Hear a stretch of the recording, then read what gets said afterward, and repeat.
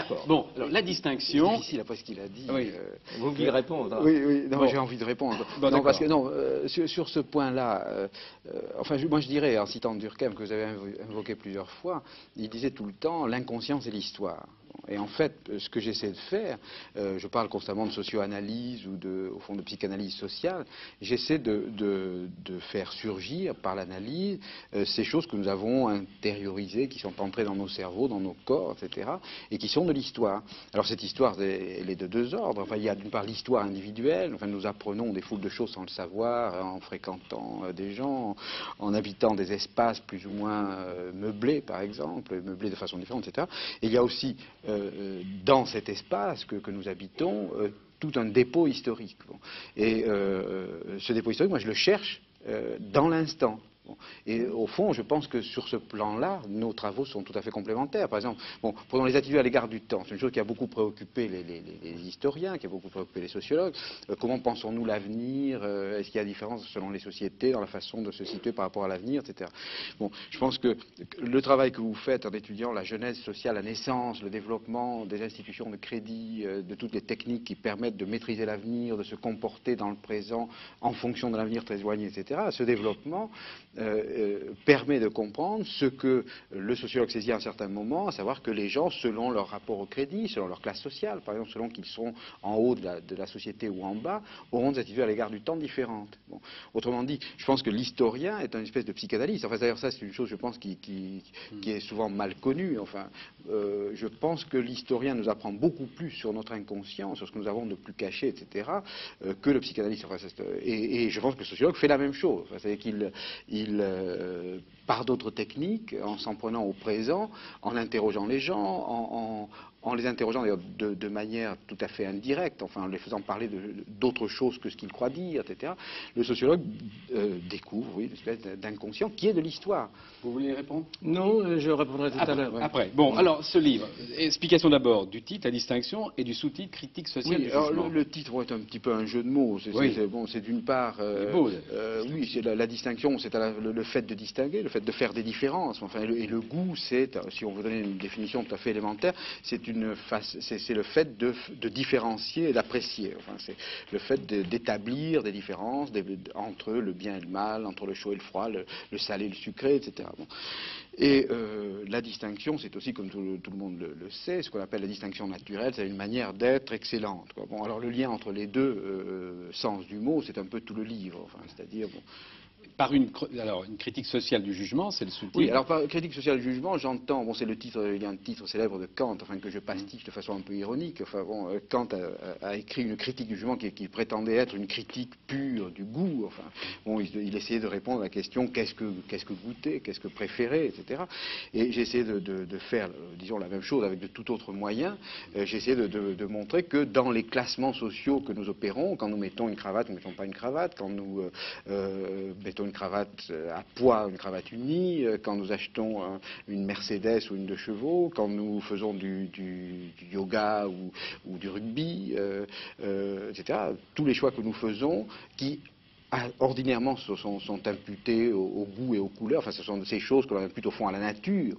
En fait, je pense que tous ces choix ont leur principe dans la société et dépendent d'une part de notre formation, de notre éducation, de l'ancienneté de notre éducation, de notre milieu, de notre capital scolaire, etc. Bon. Oui. Alors, autrement dit, dis-moi ce que tu bois, ce que tu manges, ce que tu accroches comme tableau chez toi, et je te dirai qui tu es. Oui, en gros, c'est ça. C'est-à-dire avec toutes les préférences d'une même personne sont liées entre elles. Enfin, ça, c'était l'hypothèse initiale. Justement, la tradition de l'esthétique pure, enfin, représentée par Kant, enfin, c'est un thème tout à fait banal. Cette tradition distinguait les goûts purs, les goûts distingués, justement, c'est-à-dire la musique, la peinture, etc., le vrai goût, le bon goût, les goûts triviaux, c'est-à-dire les goûts de la bouche et du palais, comme dit Kant, enfin bon, qui étaient rejetés dans l'inférieur.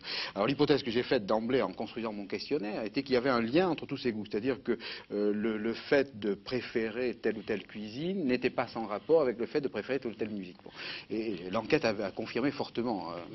Alors, vous considérez 3 sortes de goûts: le goût légitime, qui est au-dessus, le goût moyen, et puis le goût populaire. Alors en fait, je dis, oui, c'est un... Mais je vois des exemples. Oui, Alors c'est une première distinction. Là c'est une chose, on me reproche, Max Gallo ici présent, enfin m'a fait ce reproche, me dit vous distinguez trois espèces de goût, c'est beaucoup plus compliqué que ça.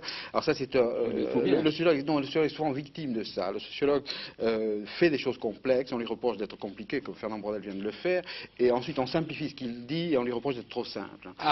Alors bon, non ça c'est important. Je pense que mon analyse du goût va jusqu'à la dernière différence. Vraiment. Et je pense qu'on peut rendre sociologiquement compte par combinaison de facteurs, enfin, des différences les plus singulières, les plus individuelles. Ce qui contribue à faire que le goût est vécu comme naturel. Bon. Il n'y a rien pourquoi nous sommes prêts à mourir autant que nos goûts. Enfin, La Rochefoucauld disait ça à peu près. Il disait sur nos opinions, au fond, nous acceptons d'être contrariés ou contredits. Mais sur nos goûts, c'est beaucoup plus délicat, beaucoup plus central, parce que nous nous identifions plus profondément à nos goûts, au fond, qu'à nos opinions. Et nos goûts nous trahissent beaucoup plus profondément que nos opinions. Alors justement, voyons quelle trahison.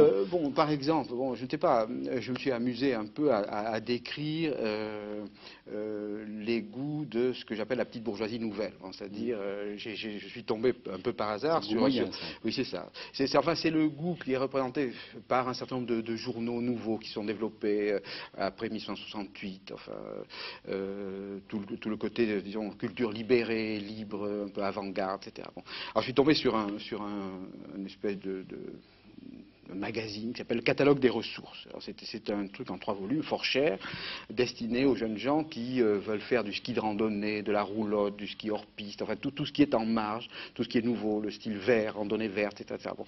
Alors ce qui est très frappant quand on pense ce catalogue, c'est que toutes les choses qui sont mentionnées là-dedans vont très très bien ensemble. C'est-à-dire que quand vous interrogez quelqu'un qui est en affinité avec ça, ayant ça, il aura aussi tout le reste. Bon.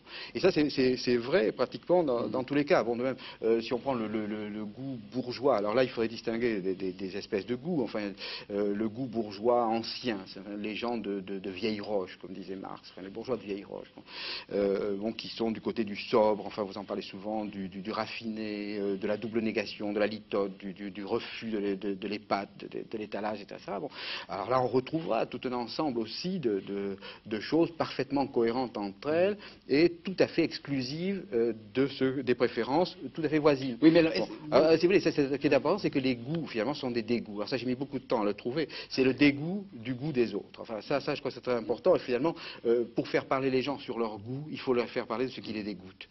Bon. Alors, évidemment, très souvent, mon livre provoque du dégoût. Parce que...